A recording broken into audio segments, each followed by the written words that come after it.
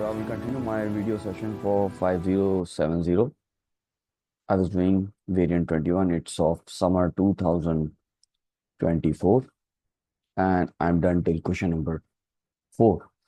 So let's continue from question number 5. Question number 5. When a sample of zinc sulfate is heated in a closed system, an equilibrium mixture is formed. This is a reaction equation ZnSO3 S reversible sign ZnO S plus SO2 G. The forward reaction is endothermic. A. The temperature of the closed system is increased and the pressure is kept constant. Predict how the position of equilibrium of this reaction is affected. Explain your answer. So it's mentioned in the question that forward reaction is endothermic. So I will write delta H positive here, and on the reactant side you have delta H negative. So definitely if you will increase the temperature, the equilibrium will shift to the right hand side or to the product side. Position of equilibrium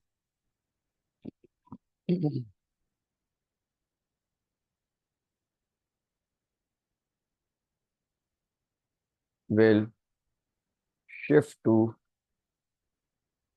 right hand side. Now what else you will write? You can write forward reaction is endothermic or backward is exothermic. Forward reaction is endothermic. ये दूसरा statement आप दे दीजिए. और backward is exothermic.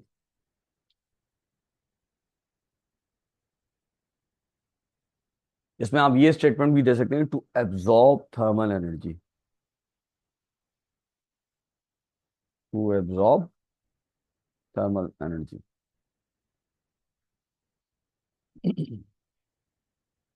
पहला mark आपको मिल जाएगा, position बता देंगे आप इक्विलिब्रियम. फिर सेकंड मार्क आपको मिलेगा, आप इसकी एक्सप्लेनेशन में बताएंगे फॉरवर्ड रिएक्शन जो एक्सोथर्मिक है या फिर बता दीजिए एब्जॉर्ब करना चाहता है थर्मल एनर्जी, या फिर रेफर कर दीजिए बैकवर्ड रिएक्शन जो कि एक्सोथर्मिक है. Part B. The pressure of the closed system is decreased and the temperature is kept constant. Predict how the position of equilibrium of this reaction is affected. Explain your answer. Pressure का जो effect है वो सिर्फ gases पे. अगर आप pressure increase करते हैं तो वो उस डायरेक्शन मूव करेगा इक्विलिब्रियम जिस डायरेक्शन में less number of moles of gases होंगे. अगर आप प्रेशर डिक्रीज करेंगे तो वो उस डायरेक्शन मूव करेगा जहां पर गैसेस ज्यादा होंगे. तो डेफिनेटली यहाँ पर जो है राइट हैंड साइड पे मूव करेगा डिक्रीजिंग प्रेशर, क्योंकि राइट हैंड साइड पे आपके पास higher number of moles of gases हैं. In fact you have 1 mole of gas on the right hand side and 0 mole of gases on left hand side. That is reactant. 0 mole हो गया और ये हो जाएगा आपका 1 mole. लिख दें आप position of equilibrium moves to right. Position of equilibrium move to product side, product or right hand side. Second statement refer. Refer कर दीजिए नंबर ऑफ मोल्स, मॉलिक्यूल्स या volume of gas on either side of the reaction.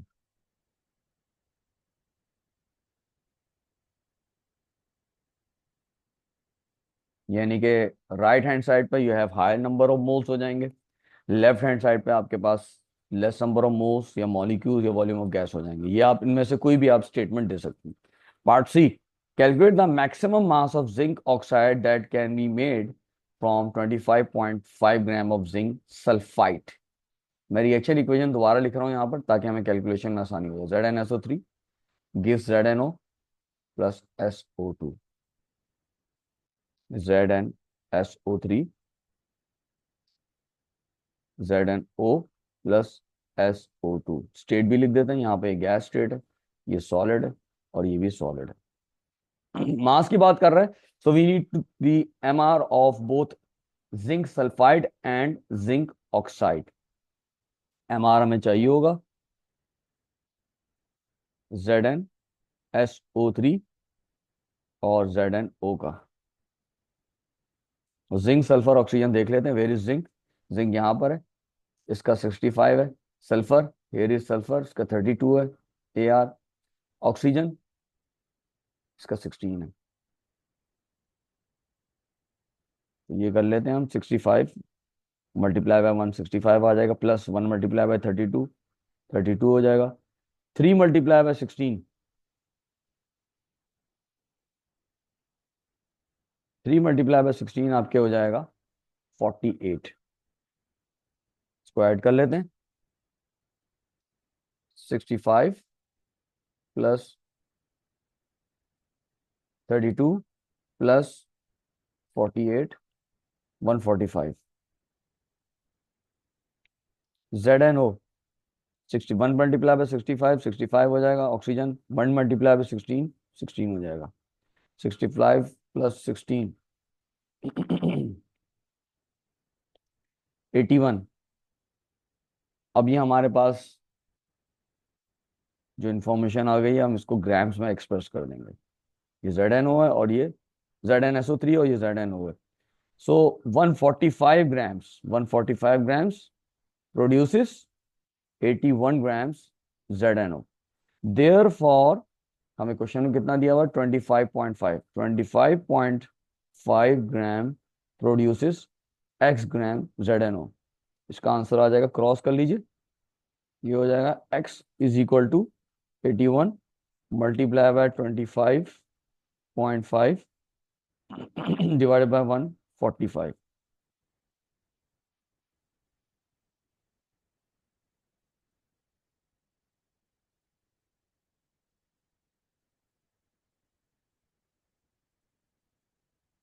और ये हो जाएगा 14.244। इसका answer आएगा 14.244 grams. This will be the final answer.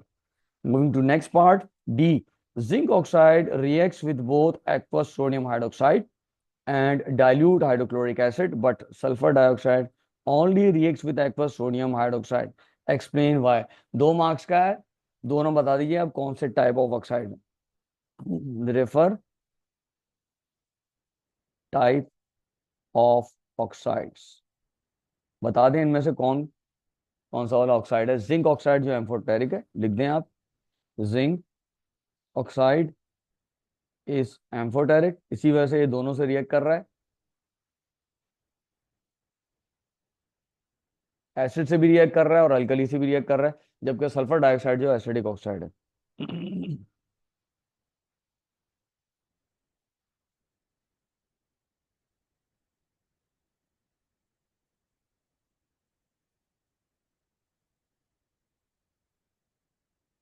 E. Solid zinc sulfide reacts with dilute nitric acid to give sulfur dioxide gas, an aqueous zinc salt, and a colorless liquid. Construct the symbol equation for this reaction. हमारे पास solid zinc sulphide है। Zinc sulphide का जो formula ऊपर दिया हुआ है, which is ZnOSO3।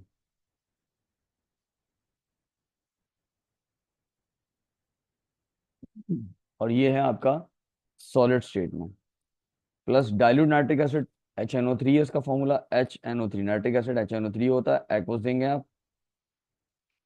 Sulphur dioxide gas बना रहा है, तो सल्फर डाइऑक्साइड गैस का फॉर्मूला SO2 जी दे देंगे। दूसरा कह रहा है aqueous zinc salt and a colourless liquid.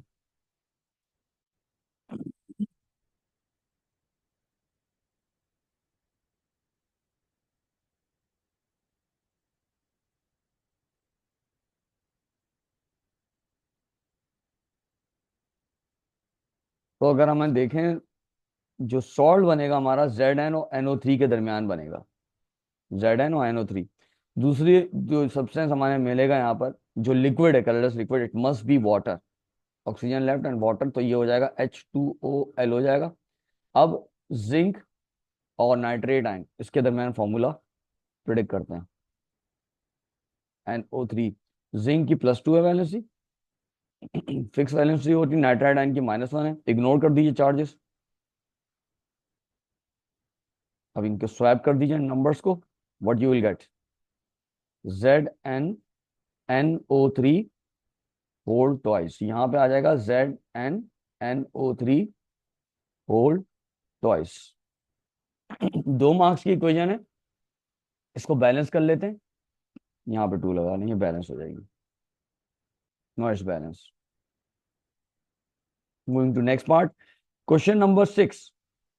Carbon dioxide is a greenhouse gas that is linked to increased global warming. Describe one adverse effect of increased global warming. Global warming के आपको एक increase global warming के एक effect आपको बताना है, कोई भी एक effect. Melting of ice cap हो सकता है, any one, melting of ice caps, rise in sea level,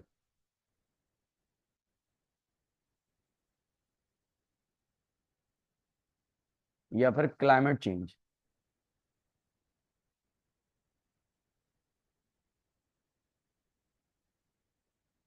इनमें से कोई एक दे दीजिए।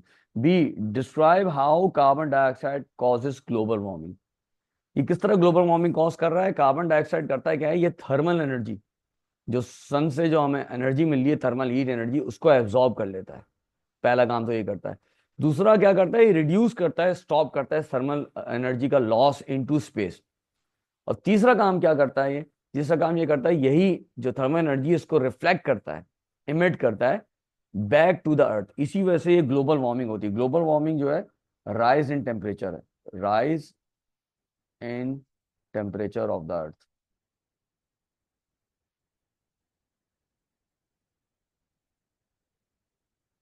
तो पहला पॉइंट आप दे देंगे, carbon dioxide absorb thermal energy, carbon dioxide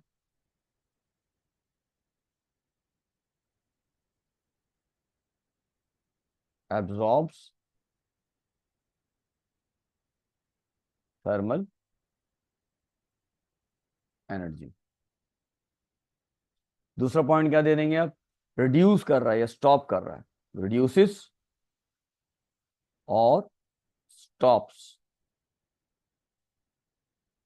loss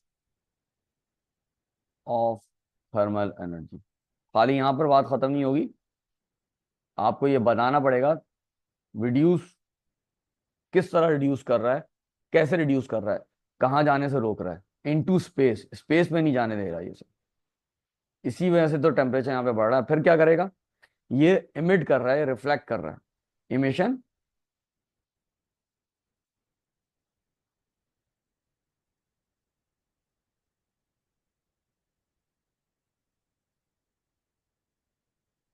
और reflection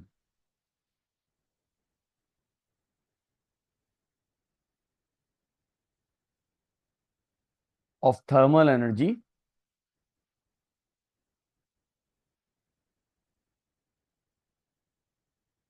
back to the earth.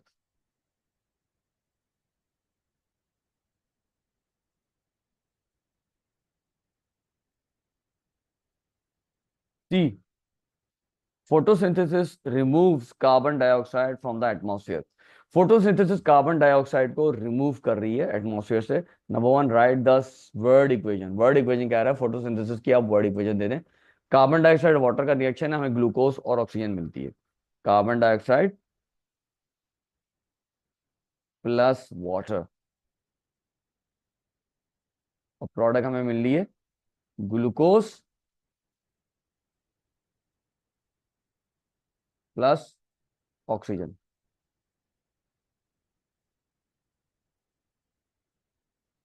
Number 2 पे आ जाइए, describe the conditions needed for photosynthesis. Photosynthesis के लिए कंडीशन क्या चाहिए? इसमें लाइट का एब्जॉर्ब होना बहुत जरूरी है, क्योंकि लाइट जो है एज अ कैटलिस्ट का यहाँ पे काम करती है, फोटोकेमिकल एक्शन, और इसमें क्लोरोफिल चाहिए होता है प्लांट को, ताकि वो एब्जॉर्ब कर सके लाइट एनर्जी। तो आप लिख देंगे need chlorophyll to absorb light energy.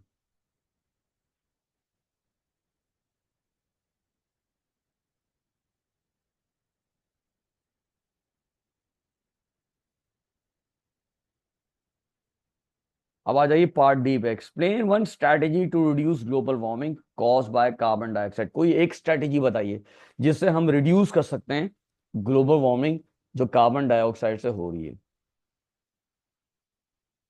हम मोर ट्रीज प्लांट करें, हम फॉसल फ्यूल कम इस्तेमाल करें, हम रिन्यूएबल एनर्जी रिसोर्सेज की तरफ जाएं, या फिर हाइड्रोजन को यूज करें। जो हाइड्रोजन को एज ए फ्यूल आप यूज करेंगे तो वाटर प्रोड्यूस करेगा रादर देन कार्बन डाइऑक्साइड। इस तरह आप कार्बन डाइऑक्साइड की इमिशन को आप रोक देंगे। सो आप एनी वन फ्रॉम इसमें से लिख सकते हो, any one from plant more trees,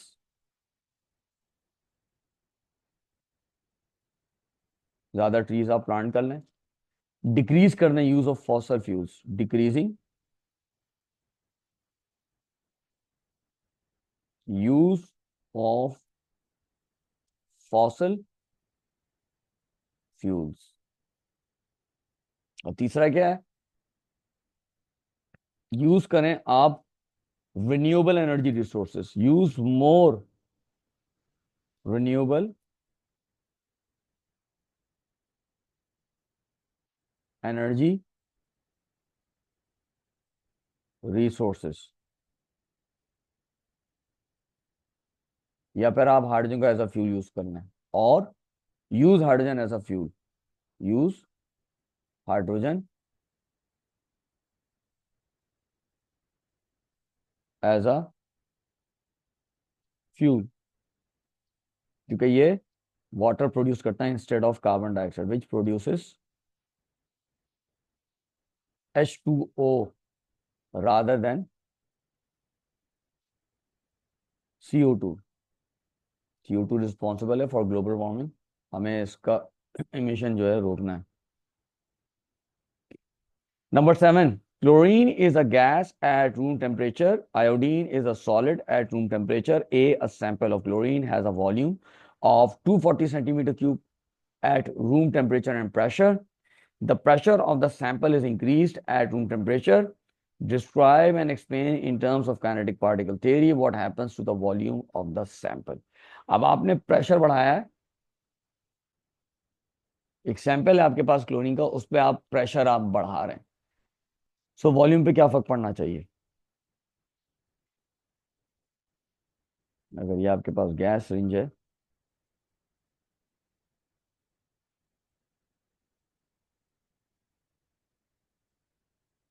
ये लेवल है,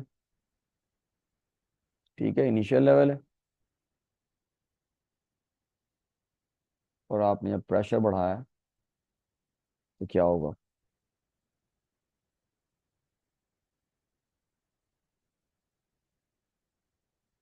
अब प्रेशर आप बढ़ा देंगे। अगर आप गौर से देखें इसको, वॉल्यूम डिक्रीज हो जाएगा इसमें, वॉल्यूम स्टेट अवे डिक्रीज होगा। तो पहला स्टेटमेंट तो आप ये लिख दीजिए, 2 मार्क्स का आएगा, वॉल्यूम डिक्रीज होगा, वॉल्यूम डिक्रीजेस। अब कह रहा है कि काइनेटिक पार्टिकल थ्योरी की बेस पे आपने एक्सप्लेन करना है कि वॉल्यूम पे क्या फर्क पड़ा है। वॉल्यूम डिक्रीज हो रहा है, पार्टिकल जो है करीब आ जाएंगे एक दूसरे, particles move closer to one another, particles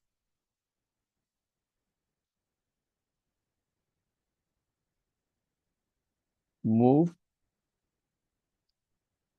closure to one another, या फिर डिस्टेंस बिटवीन पार्टिकल डिक्रीजेस, और डिस्टेंस बिटवीन पार्टिकल्स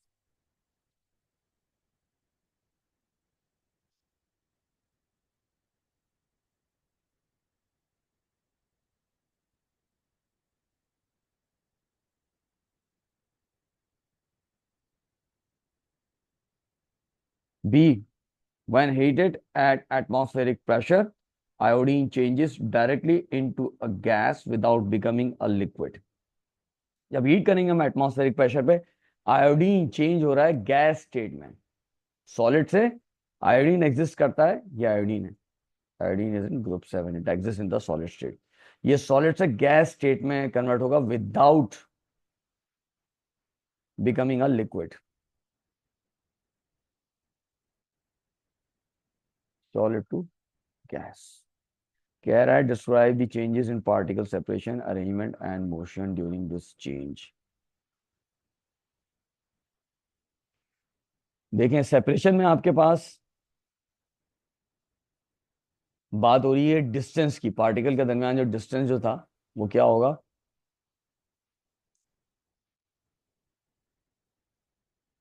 वो अलग अलग हो जाएंगे, मूव अपार्ट, अलग हो जाएंगे, क्योंकि सॉलिड से गैस स्टेट में आ रहे हैं, वो अलग हो जाएंगे, मूव अपार्ट लिख दें straight away.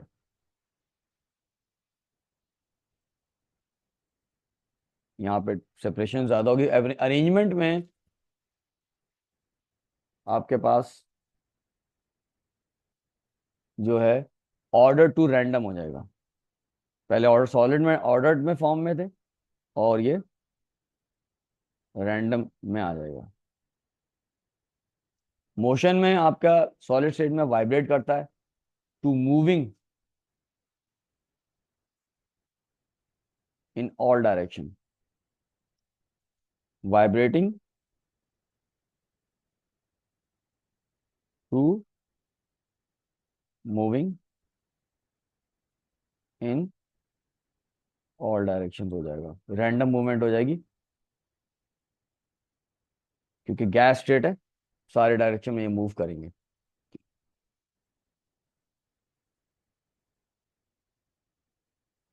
C, at the same temperature and pressure, the rate of diffusion of chlorine gas is greater than that of iodine gas.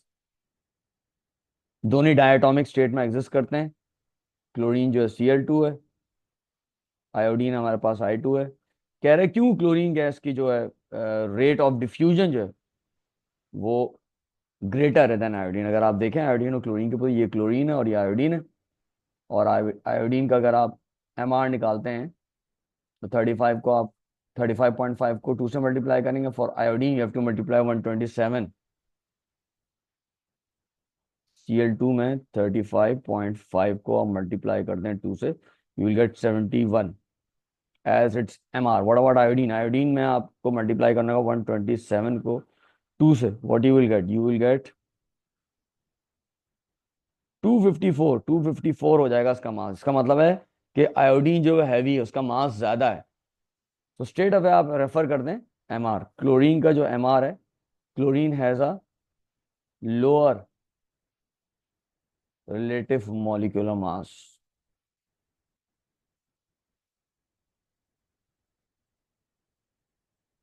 than iodine I2। The symbol of an iodine is shown। ये symbol दिया हुआ है iodide का,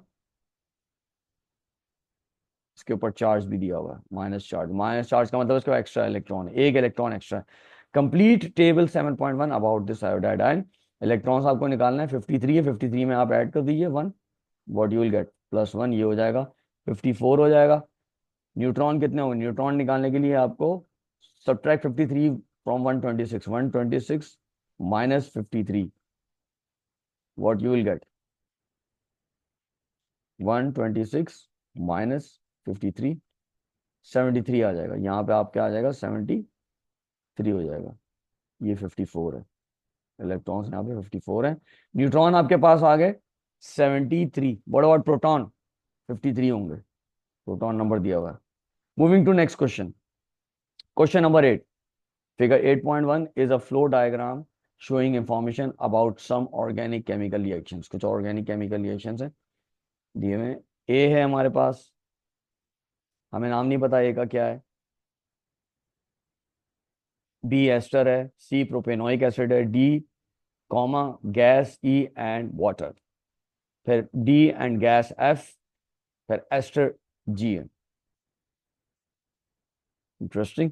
A Compound A is one of the structural isomers of alcohols with molecular formula C3H8O. Number one, state the name of compound A. Compound A का आपको नाम बताना है। यहाँ पे 3 कार्बन है, 3 कार्बन है और ये OH लगा हुआ है, तो ये अल्कोहल है। So it must be propanol. So हम OH की पोजीशन से इसको आप लिखेंगे प्रोपेन 1 ऑल होगा ये, प्रोपेन -1 ऑल। इसका नाम लिख दीजिए आप, प्रोपेन -1 ऑल।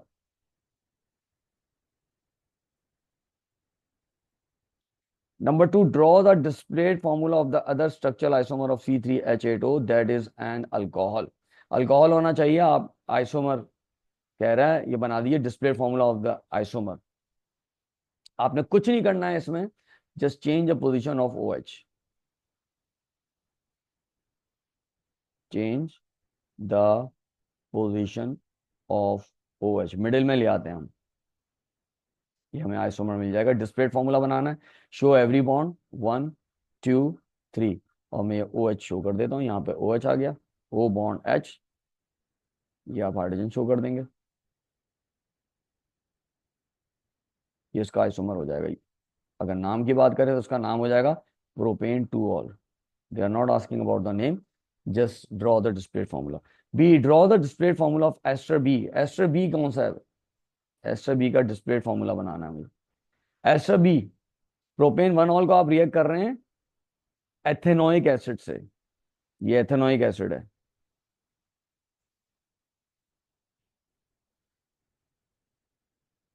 तो डिस्प्लेड फॉर्मूला बनाना है हमें, हमारे पास ethanoic acid plus propane 1 ol है। प्रोपेन 1 ऑल से हमारे पास प्रोपाइल ग्रुप आ जाएगा, we will get propyl from propane 1 ol, and ethanoic acid से हमें मिल जाएगा ethanoate.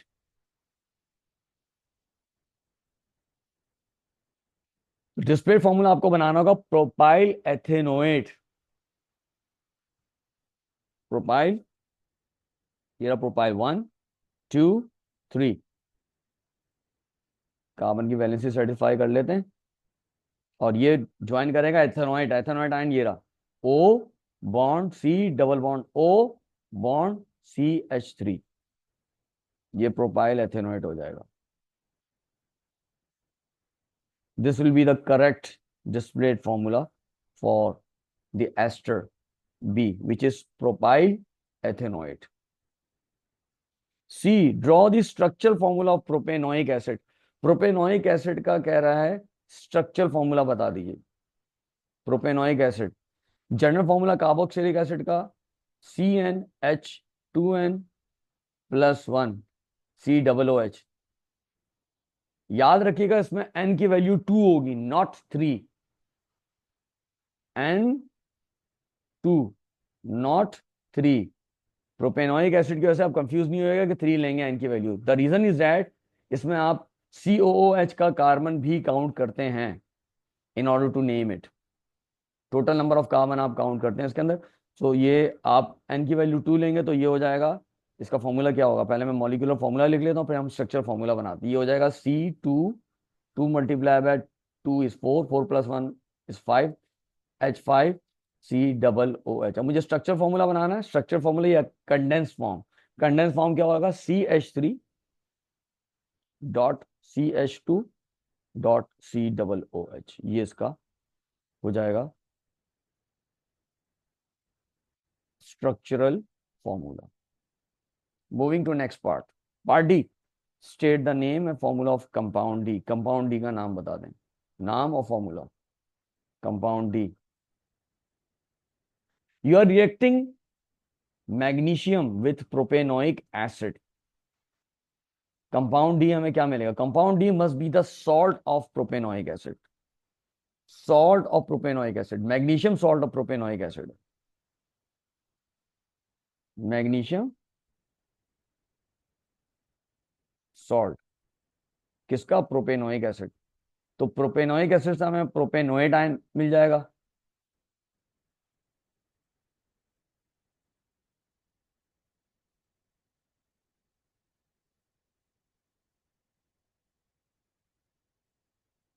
Magnesium salt, propanoic acid.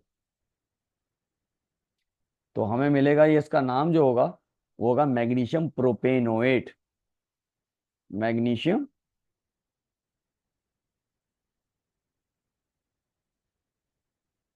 Propanoate. What about the formula? Formula predict करना है हमें। फॉर्मूला प्रिडिक्ट करने का तरीकेकार क्या है? Magnesium, where is magnesium? Magnesium is in group 2, +2 valency होती है इसकी। सो मैग्नीशियम +2 वैलेंसी है। प्रोपेनोएट आयन, प्रोपेनोइक एसिड बनाया हमने, ये रहा प्रोपेनोइक एसिड। प्रोपेनोएट आयन बनाने के लिए सिर्फ हाइड्रोजन आप रिमूव कर देंगे।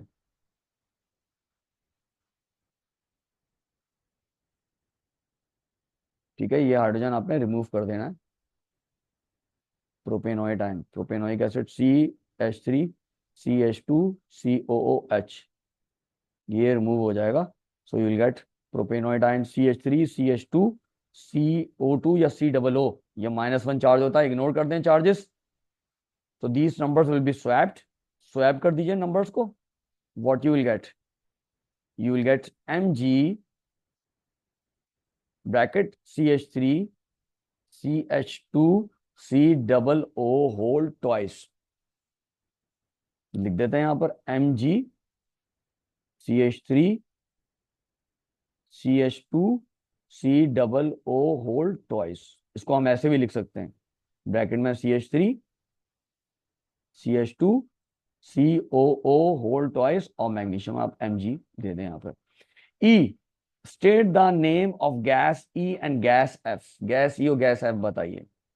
Where is gas E? Propanoic acid को आपने मेटल कार्बोनेट से रिएक्ट किया, it's acting as an acid. तो जब आप एसिड से रिएक्ट करेंगे तो गैस जो आपको मिलेगी वो कौन सी मिलेगी? कार्बन डाइऑक्साइड मिलेगी। It must B carbon dioxide. Gas F इन्होंने पूछा है, गैस एफ। सो मेटल का reaction, propanoic acid, magnesium is a metal. whenever you react metal with acid, what gas you will get? You will get hydrogen gas. सो आपके पास carbon dioxide और hydrogen है। यहां पे आ जाएगी कार्बन डाइऑक्साइड और ये आ जाएगी आपकी हाइड्रोजन गैस।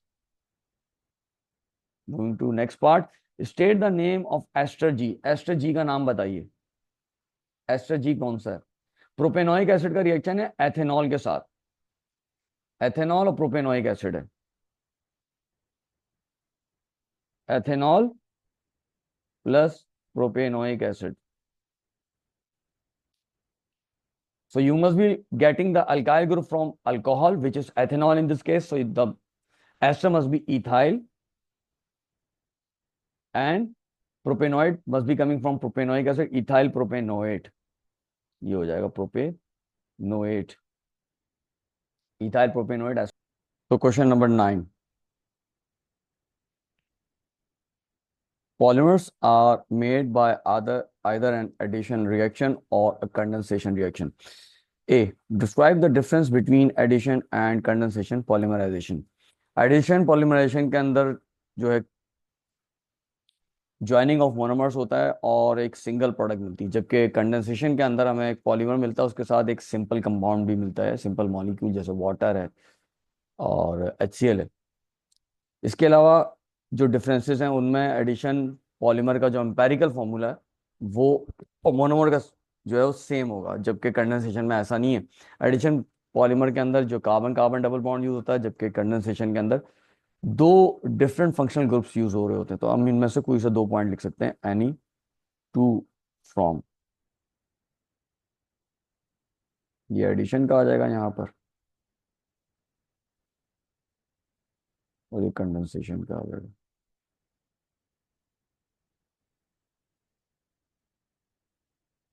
इसमें आप लिख दें ज्वाइनिंग, एडिशन में joining of monomers involves joining of monomers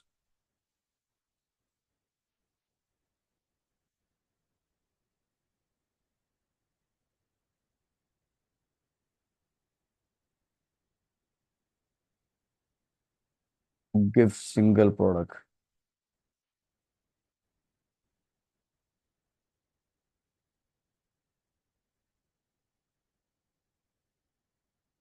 यानी कि सिंगल पॉलीमर, पॉलीमर हमें मिलता है यहाँ पर। जबकि यहाँ पर ज्वाइनिंग होगी, involve joining of monomers to give a polymer and a simple molecule. इसमें वाटर भी हो सकता है, हाइड्रोजन क्लोराइड भी हो सकता है। और क्या पॉइंट दे सकते हैं? दूसरा पॉइंट ये है कि एडिशन पॉलीमर का same molecular have same empirical formula as the monomer. जबकि यहाँ पर does not have same empirical formula.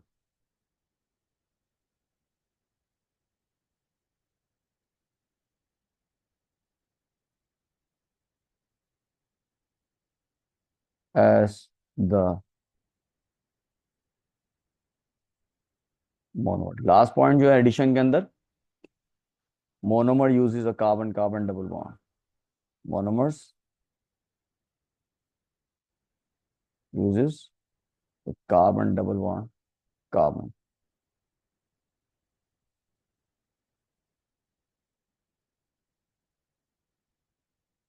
involve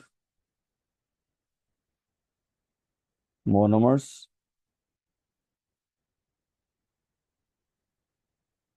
with two functional groups.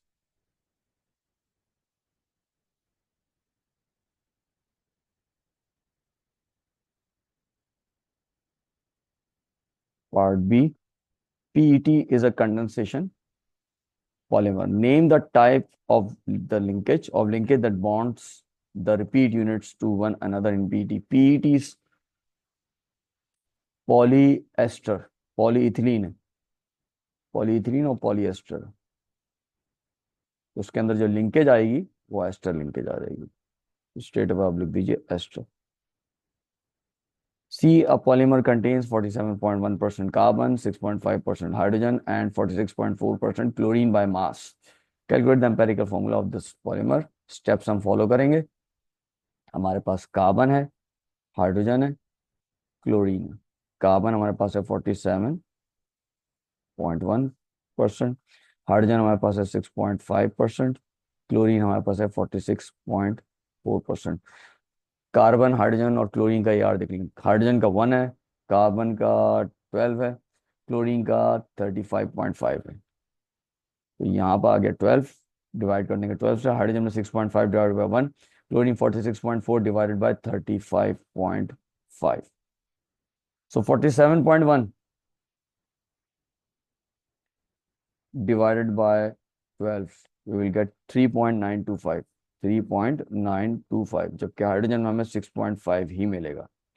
Chlorine 46.4 divided by 35.5, 1.307, 1.307। अब इसमें जो लीस्ट कंबाइनिंग रेशियो है या लीस्ट मोल्स हैं उससे सबको डिवाइड कर देंगे। तो यहाँ पर आ रहा है 1.307,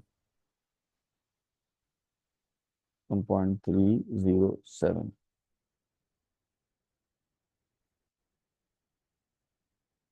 कार्बन 3.925 डिवाइडेड बाय 1.307, 3 आ जाएगी इसके अंदर। Hydrogen 6.5 divided by 1.307, 4.97। 4.97 का मतलब है इसको हम राउंड ऑफ कर सकते हैं 5, 5 आ जाएगा। क्लोरीन में 1 आ जाएगा। तो हमारा एम्पेरिकल फॉर्मूला आएगा C3H5Cl। Last question D, plastics are made from polymers. Describe two environmental challenges caused by plastic. कोई से दो लिख सकते हैं आप इसमें से, any two from। लैंडफिल्स है।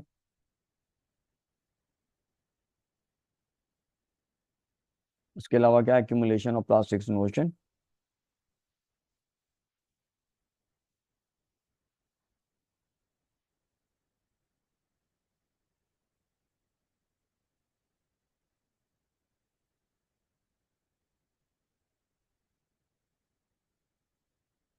और क्या लिख सकते हैं, formation of toxic gases,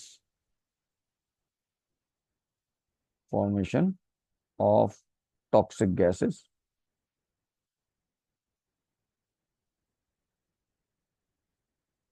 on burning. जब इसको आप बर्न करेंगे तो टॉक्सिक गैस प्रोड्यूस होगी।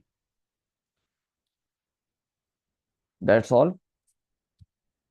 Thanks for watching. Press like and share my videos. For more videos, subscribe to my channel and press the bell icon.